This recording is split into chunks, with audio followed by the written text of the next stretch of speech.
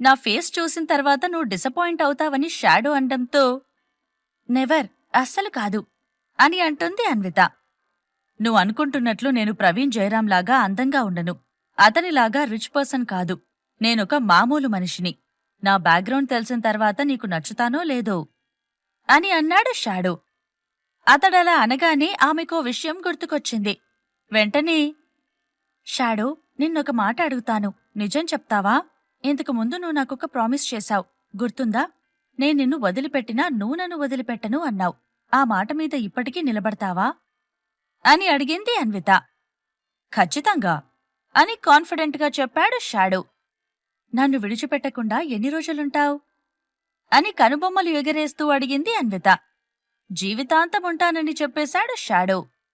దాంతో అన్విత ముఖంలో చిరునవ్వు వచ్చి చేరింది.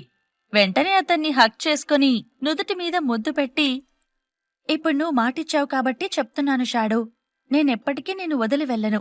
నా పుట్టినరోజునాడు నీకు ప్రామిస్ చేస్తున్నా. ఒకవేళ నీ లవర్ మళ్ళీ తిరిగి వచ్చినా నేను నిన్ను వదలను. అది తప్పని నాకు తెలుసు, కాని నువ్వు నాతోనే ఉండాలనే స్వార్థం నాది అని అంది. ఆ మాటలు అతనికి ఆనందాన్ని కలిగించాయి. అయితే అతనిలో చాలా ప్రశ్నలు మిగిలిపోయాయి. అన్వి, నువ్వు నన్ను కలుసుకోవడం నీ అదృష్టం. నా స్థానంలో కేశవ్ లాంటివాళ్లు కలిసుంటే నీకు చాలా కష్టాలు వచ్చేవి. You know, he's womaniser. ఆడవాళ్లంటే పడి చచ్చిపోతాడు. అతని దగ్గర డబ్బు కూడా బాగానే ఉంది. ఈజీగా మీ బాబాయ్ హాస్పిటల్ ఖర్చులకు ఎంతైనా ఇవ్వగలడు అని షాడో చెప్తుండగా, మధ్యలో అతని టాపిక్ ఎందుకు? అయినా నువ్వు అతనయ్యే ఛాన్స్ ఎలా ఉంటుంది అని ఆమె అంది. ఎందుకు లేదు?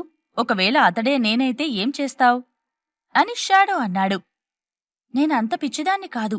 మనుషుల బిహేవియర్ని క్షణాల్లో గుర్తుపట్టగలను.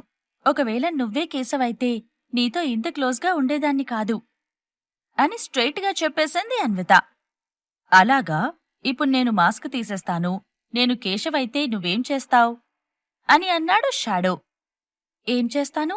ఇప్పటివరకు నువ్వు నాకు ఎంత సాయం చేశావో అదంతా తిరిగిచ్చేస్తాను, వడ్డీతో కలిపి అని ఆమె చెబుతుంటే, అతనికి డబ్బు సమస్య లేదు, నువ్వు ఇచ్చినా తీసుకోడు అని మధ్యలో అడ్డుకున్నాడు షాడో.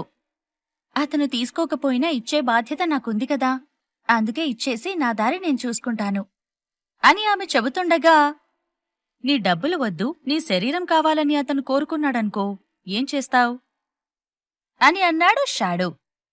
ఆ మాటలను అన్విత వినలేకపోయింది. దాంతో షాడో నుండి కొద్దిగా దూరం జరిగి, అయినా ఇవన్నీ నాకెందుకు చెప్తున్నావ్? అనవసరమైన టాపిక్స్ అవసరమా అని అంది. ఆమెకు దగ్గరగా జరిగిన షాడో, అది కాదు అన్వి, నేను చెప్పేది హైపోథెటికల్. జరగవచ్చు, జరగకపోవచ్చు. ఒకవేళ జరిగితే ఏం చేస్తావ్ అంటున్నాను అని అతను ఆన్సర్ చెప్పాలన్నట్టుగా పట్టుబట్టాడు. ఇంతకుముందే చెప్పాను షాడో, అతడు నా శరీరాన్ని కోరుకున్నా నేను మాత్రం అతడికి డబ్బులు తిరిగిచ్చేస్తాను. అంతకుమించి ఇంకేమీ చెయ్యను అని అంది అన్విత. దాంతో షాడో ఖుషి అయ్యాడు. గుడ్ గర్ల్, ఎంతైనా నువ్వు నా బంగారం అని ఆమె బుగ్గపై ముద్దు పెట్టాడు. అమ్మయ్య, ఇప్పటికి నా డౌట్ క్లియర్ అయిపోయింది అని మనసులో అనుకుంటూ, అన్వి, నువ్వు నన్ను మీ బాబాయికి హెల్ప్ చేసిన కారణంగానే ఇష్టపడట్లేదని తెలిసింది. ఐమ్ హ్యాపీ నౌ అని అతడు అన్నాడు. చిన్నగా నవ్విన అన్విత, ఎవరో కొందరు అమ్మాయిలు డబ్బుకు ఆశపడ్డారని అందర్నీ ఒకేలా అనుకుంటే ఎలా? డబ్బు చూపిస్తే నేను కూడా లొంగిపోతానని ఆలోచించావా షాడో? నువ్వంటే నాకిష్టం. ఆ ఇష్టానికి కారణమేంటో నాకు తెలియదు, కాని నువ్వంటే నాకు చాలా చాలా ఇష్టం అని చెప్పింది అన్విత.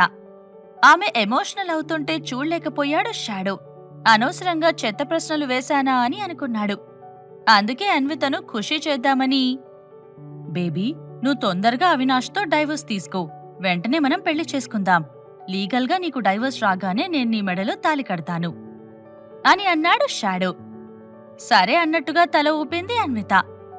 ఆ రోజు రాత్రి వారి జీవితంలో అందమైన రాత్రిగా మిగిలిపోయింది. ఎప్పటికీ మర్చిపోలేని పుట్టినరోజు రాత్రిగా ఆ రోజు మారిపోయింది.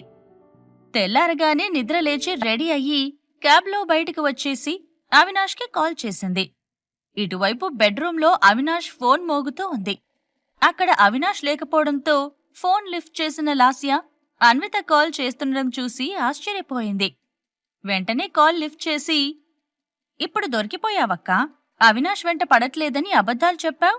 మరి ఇప్పుడెందుకు కాల్ చేస్తున్నావు? ఆయనతో నీకేంటి పని అని కొద్దిగా కోపంగా అడిగింది లాస్య. పొద్దున్నే లాస్య గొంతు వినగానే అన్విత మూడ్ మొత్తం మారిపోయింది. మనసులోకి కోపం చేరిపోయి మాటల్లో బయటికి వచ్చేసింది. నువ్వెలా అనుకున్నా నాకు పర్వాలేదు లాస్య. అవినాష్తో నాకొంచెం పనుంది. నేను తనను కలవాలి అని అంది అన్విత. ఎందుకు అని స్ట్రెయిట్గా అడిగింది లాస్య. ఆ విషయం నీకనవసరం. తనను కలవాలి, అలాగే ఆయన్ని నాతో పాటు ఎక్కడికైనా తీసుకెళ్ళాలి అని చెప్తే నీకింకా కోపమొస్తుంది కదా అని అంది అన్విత. ఎంత చీప్గా మాట్లాడుతున్నావో తెలుసా? నిజం చెప్పాలంటే నువ్వు పూర్తిగా బరితెగించావక్కా అని అంది లాస్య. లాస్యకు కోపం తెప్పించాలని అన్విత డిసైడ్ అయ్యింది. దాంతో, చూడు చెల్లి, అవినాష్తో నాకింకా డివోర్స్ అవ్వలేదు. నేను సంతకం పెట్టాను కానీ ఆయన పెట్టలేదు. So we are husband and wife. ఆయన గురించి నేనేం మాట్లాడినా తప్పులేదు. ఒకవేళ నేను అవినాష్తో కలిసి పోయాననుకో, నువ్వు ఆ ఇంట్లోంచి బయటికి వెళ్లాల్సి ఉంటుంది. ఆ విషయం నీకు గుర్తుందా అని ఆమెను కావాలని రెచ్చగొట్టింది అన్విత. ఆమె మాటలు సూదుల్లా లాస్యను పొడుస్తున్నాయి. దాంతో ఏమీ చేయలేక వెంటనే కాల్ కట్ చేసింది. ఆ తర్వాత ఒక్కసారి స్క్రీన్ వైపు చూసి అన్విత కాంటాక్ట్ని బ్లాక్ చేద్దామా అని అనుకుంది. అంతలోనే అంతకు ముందు రోజు అవినాష్ అన్న మాటలు ఆమెకు గుర్తుకు వచ్చాయి. దాంతో ఏం చేయలేక ఏం చెయ్యాలా అని ఆలోచిస్తూ ఫోన్ వైపు చూస్తూ ఉంది లాస్య. 2-3 క్షణాల తరువాత అన్విత నుండి అవినాష్ ఫోన్కి మళ్లీ కాల్ వచ్చింది. వెంటనే కట్ చేసింది లాస్య. అన్విత నిజంగా అవినాష్ వెంట పడుతోంది. లేకపోతే ఇంత పొద్దున్నే ఎందుకు కాల్ చేస్తుంది? నేను కట్ చేసిన తర్వాత కూడా మళ్ళీ ఎందుకు చేస్తుంది అని ఆమె అనుకుంటుండగా మొబైల్ మళ్లీ రింగ్ అయ్యింది. రింగ్ అయిన క్షణంలోపే కట్ చేస్తోంది లాస్య. ఆ తర్వాత ఆమె కాల్ లిస్ట్ డిలీట్ చేస్తోంది. అన్విత ఫోన్ చేసిన విషయం అవినాష్కి తెలియదని లాస్య అనుకుంటోంది. రూంలో సైలెంట్గా ఉండడంతో బాత్రూంలోంచి షవర్ చప్పుడు వినిపిస్తోంది. అవినాష్ స్నానానికి వెళ్లాడు. అతడు తొందరగా రాకూడదని, అన్వితతో మాట్లాడకూడదని ఆమె అనుకుంది. అందుకే ఇటు ఫోన్ వైపు అటు బాత్రూం వైపు టెన్షన్తో చూస్తూ ఉంది. మాకింకా డివోర్స్ కాలేదని అన్విత అంటుంది. అవినాష్ కూడా తనంటే ఇష్టమని చెబుతున్నాడు. అంటే వీళ్ళిద్దరూ ఏం చేయబోతున్నారు? నన్ను నడిరోడ్డులో విసిరేయడానికి రెడీ అయిపోతున్నారా? ఇప్పుడు నేనేం చెయ్యాలి? ఏం చెయ్యాలో తెలియట్లేదు. మమ్మీ వస్తే ఏదో ఒకటి చేస్తుందనుకుంటే ఇంకా రావట్లేదు అని మనసులో అనుకుంటూ ఆలోచిస్తుండగా మొబైల్ మళ్లీ రింగ్ అయింది. కాల్ లిఫ్ట్ చేసిన లాస్య, అసలు నువ్వేమనుకుంటున్నావు అని కోపంగా అంది. నీ గురించి నేనేమీ అనుకోవడం లేదు కానీ ముందు ఫోన్ అవినాష్కివ్వు. ఒక ఇంపార్టెంట్ విషయం మాట్లాడాలి అని చాలా కామ్గా చెప్పింది అన్విత. ఆయనిక్కడ లేడు, బాత్రూంలో ఉన్నాడు, స్నానం చేస్తున్నాడు అని లాస్య చెప్పగానే, నువ్వు మళ్ళీ అదే అబద్ధాన్ని ప్రయోగిస్తున్నావా? ఇంతకు ముందు కూడా ఇలానే చాలాసార్లు చెప్పావు. అతడు స్నానం చేస్తున్నా సరే బాత్రూంలోకి వెళ్ళి ఫోన్ ఇవ్వు. ఇప్పుడు నువ్వు ఫోన్ ఇవ్వలేదనుకో, నేను అవినాష్కి డివోర్స్ ఇవ్వను, గుర్తుంచుకో అని అంది అన్విత. ఇన్ని రోజులు నువ్వు చాలా మంచిదానివని నాన్న అనుకున్నాడు. కానీ నీ మంచితనమేంటో ఇప్పుడు బయటపడిపోయింది. ఇన్ని రోజులు నాన్న దగ్గర చేసిందంతా యాక్టింగే కదా. అసలు నీ ఒరిజినాలిటీ ఇదే. అందరి ముందు వినయంగా యాక్ట్ చేశావు, అంతే అని లాస్య అనడంతో, షటప్, ఆయన నీకు నాన్న కాదు, మా బాబాయ్. ఆయన్ని నాన్న అని పిలిచే అర్హత నువ్వు కోల్పోయావు అని కోపంగా అంది అన్విత. లాస్య ఏమీ సమాధానం చెప్పడం లేదు. అంతలోనే బాత్రూంలో షవర్ చప్పుళ్లు ఆగిపోవడంతో డోర్ ఓపెన్ చేసుకుని బయటికి వచ్చాడు అవినాష్. ఎదురుగా బెడ్ మీద చెవికి ఫోన్ అతికించుకుని కనిపించింది లాస్య. అవినాష్ని చూడగానే వెంటనే ఫోన్ని బెడ్ పై పడేసింది. ఆమె చర్యతో అది తన ఫోనే అని తెలుసుకుని, ఎవరు కాల్ చేశారు? అయినా నా ఫోన్ కాల్స్ ఎత్తమని నీకు చెప్పలేదు కదా. ఎవరైనా కాల్ చేశారా? నువ్వే ఎవరికైనా కాల్ చేశావా అని అడిగాడు అవినాష్. అతడిని చూడగానే ఆమెలో టెన్షన్ మొదలైంది. మళ్లీ గొడవ జరుగుతుందని భయపడి, నేనెవరికీ కాల్ చేయలేదు, తనే చేసింది అని కంగారుగా చెప్పింది. నేనిప్పుడేమన్నాను? ఎందుకంత భయపడుతున్నావు? అంటే ఇంతకుముందు నువ్వు అన్వితకు నా మొబైల్ నుంచి కాల్ చేసేదానివా? నా మొబైల్ నుంచి కాల్ చేసి ఇష్టమొచ్చినట్టు మాట్లాడేదానివా అని అడిగాడు అవినాష్. లేదన్నట్టు లాస్య తల ఊపడంతో, నిన్ను చూస్తూనే అర్థమవుతుంది నువ్వు అబద్ధం చెప్తున్నావని. నీ వల్లే నాకు అన్విత దూరమైంది. నువ్వు నా మొబైల్ నుంచి కాల్ చేసి ఆమెను బెదిరించడం వల్ల అది నేనే చేయించానని తను అనుకుని ఉంటుంది. ఎవరైనా అలాగే అనుకుంటారు. సో నా మీద ద్వేషం పెంచుకుంది. నువ్వు బయట కనిపించేంత మంచిదానివి కాదు. నీ మనసులో పూర్తిగా విషం ఉంది లాస్య అని అన్నాడు అవినాష్. లాస్యకు ఏడుపొచ్చేసింది. ఎందుకలా మాట్లాడుతున్నావు అవినాష్? నేనేం తప్పు చేశాను అని ఇంకా ఏదో చెప్పబోతుండగా ఆపమన్నట్టు చేతిని చూపించి, ఇప్పటి వరకు నన్ను అడగకుండానే నా మొబైల్ని టచ్ చేశావు. ఇక నుండి ఇలానే జరిగితే నా కంపెనీ ట్రేడ్ సీక్రెట్స్ దొంగలిస్తున్నావని కంప్లైంట్ చేయాల్సుంటుంది అని అన్నాడు అవినాష్. లాస్య ఏడుస్తూనే ఉంది. అతడు మాత్రం ఆమె దగ్గర నుండి దూరం జరిగి బాల్కనీలోకి వెళ్తున్నాడు. వెంటనే బెడ్ మీద నుండి దిగి అతడి చేతిని పట్టుకున్న లాస్య, అంటే ఏంటవినాష్? ట్రేడ్ సీక్రెట్స్ దొంగిలించానని నన్ను జైల్లో వేయిస్తావా అని ఆమె అడిగింది. చిన్నగా నవ్విన అవినాష్, ఫారెన్లో చదువుకున్నావు కదా, ఆ మాత్రం తెలియదా? ట్రేడ్ సీక్రెట్ శిక్ష పెద్దగా ఉంటుంది. పొట్టి జైలే కాదు, ఇంకా చాలా శిక్షలుంటాయి అని బాల్కనీలోకి వెళ్లి గది తలుపును మూసివేశాడు. అప్పటి వరకు కాల్ కట్ కాకపోవడంతో అవినాష్ లాస్యల మాటలను వింటూ ఉంది అన్విత. వాళ్ళిద్దరూ పోట్లాడుకోవడం అన్వితకు నవ్వు తెప్పించింది. నవ్వు ఆపుకుంటున్నట్లుగా నవ్వుతూనే మనసులో ఎంతో ఆనందపడిపోయింది. బాల్కనీలోకి వచ్చి మొబైల్ని చెవికి ఆనించుకొని, హాయ్ లవ్, ఇంత పొద్దున్నే కాల్ చేశావేంటి? మీ బాబాయ్ ట్రీట్మెంట్కి డబ్బు అవసరం పడిందా అని అడిగాడు అవినాష్.